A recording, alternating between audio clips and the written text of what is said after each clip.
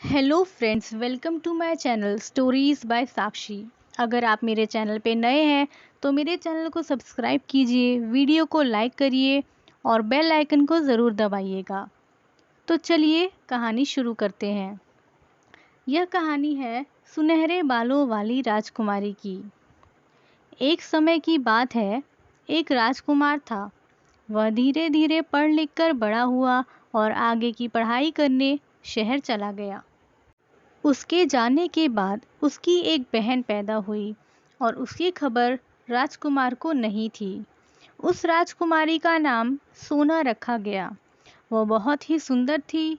उसके सिर के बाल सुनहरे रंग के थे। वह नहाने के लिए नदी पर जाती थी और नहाने के बाद अपना एक बाल पत्तियों का दोना बनाकर नदी में तैरा देती थी। एक दिन राजकुमार, जो सोना का भाई था, वह शहर से लौटा। तब रास्ते में हाथ मुंह धोने के लिए नदी के पास गया। वहां उसने वह तैरता हुआ बाल पानी में देखा। सुंदर सुनहरा बाल देखकर राजकुमार ने तय कर लिया कि ब्याह करूंगा तो सुनहरे बाल वाली इसी लड़की से करूंगा, नहीं तो कुंवारा ही रह जाऊंगा। राजकुमार सुनहरे बालों को अपने साथ घर ले आया। घर आने के बाद राजमहल में जाकर राजमहल के बाहर एक कोने में सो गया। जब भोजन का समय हुआ तो चारों ओर राजकुमार की खोज शुरू हो गई। राजकुमार कहीं नहीं मिला। इसी बीच एक नौकर ने आकर कहा कि राजकुमार तो बड़ी देर से राजमहल के बाहर सो रहे हैं। सुनकर सभी लोग वहां पहुंचे और राजकुमार से पूछने लगे कि वह वहां पे क्या कर रहा है। सब उसे मनाने और समझाने लगे। फिर राजकुमार ने कोई जवाब नहीं दिया। आखिर राजा और रानी दोनों राजकुमार को मनाने पहुंचे।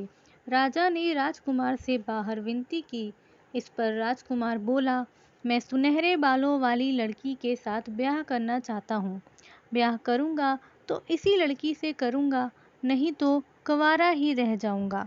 राजा रानी ने देश विदेश में ऐसी लड़की की बहुत खोज करवाई, पर अपनी राजकुमारी सोना को छोड़कर सुनहरे बालों वाली दूसरी कोई लड़की उन्हें नहीं मिली।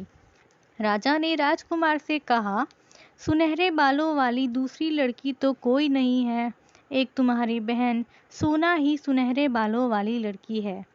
सबने राजकुमार को तरह तरह से समझाया, पर राजकुमार टस से मस नहीं हुआ।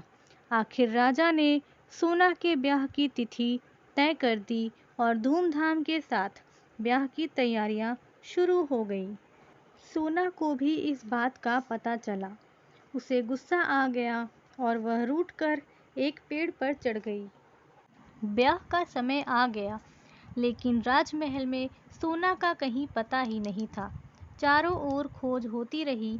इसी बीच एक नौकरानी ने आकर कहा कि राजकुमारी तो पेड़ पर चढ़कर बैठी हैं और कहती हैं कि मैं अपने भाई के साथ ब्याह नहीं करूंगी, मैं तो पेड़ से आसमान में चली जाऊंगी। सोना को मनाने सभी पेड़ के पास पहुंचे। माँ ने कहा, उतरो मेरी सोना सयानी, मोती के तोरणों पर धूल चढ़ रही है, फूलों की माला मुरझा रही है, लाल चूड़ियों पर मिट्टी छा गई है, ब्याह की घड़ी बीती जा रही है। सोना ने पेड़ पर बैठे बैठे जवाब दिया, मैं नहीं उतरूंगी। आज तू मेरी सगी माँ है, कल तू बनेगी मेरी सास। उठ रे पेड़, उठ रे पेड़, तू तो उठता चल। सोना की बात सुनकर पेड़ एक हाथ ऊपर चला गया। फिर सोना के पिता आए और कहा, उतरो मेरी सोना सयानी, मोती की तोरणों पर धूल चढ़ी है, फूलों की माला मुरझा रही है, लाल चूड़ियों पर मिट्टी छा गई है, ब्याह की घड़ी बीती जा रही है। फिर से सोना ने कहा, मैं नहीं उतरूंगी। आज तो आप मेरे पिता हैं, कल आप बनेंगे मेरे ससुर। उठ रे पेड़, उठ रे पेड़, तू तो उठता चल। तभी पेड़ और ऊंचा उठ गया और सोना ऊंचाई पर पहुंच गई। सोना की भाभी, भाई, बहन, छोटा भाई सब उसे मनाने आए, पर वह नहीं मानी। फिर अंत में उसका भाई आया जो उससे ब्याह करना चाहता था। उसने उसे उतरने को कहा। वह बोली, मैं नहीं उतरूंगी, मैं नहीं उतरूंगी। आज तो तुम मेरे सगे भाई हो, कल तुम बनोगे मेरे पति। उठ रे पेड़, उठ रे पेड़, तू तो उठता ही चल। और पेड़ ऊपर की ओर उठता उठता आसमान से जा लगा। वहाँ भगवान ने तुरंत सोना को अपने पास खींच लिया। तो दोस्तों, यही थी आज की वीडियो।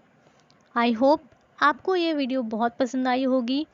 कहानी का मॉरल कमेंट करके मुझे ज़रूर बताइएगा और वीडियो को लाइक करना ना भूलिए।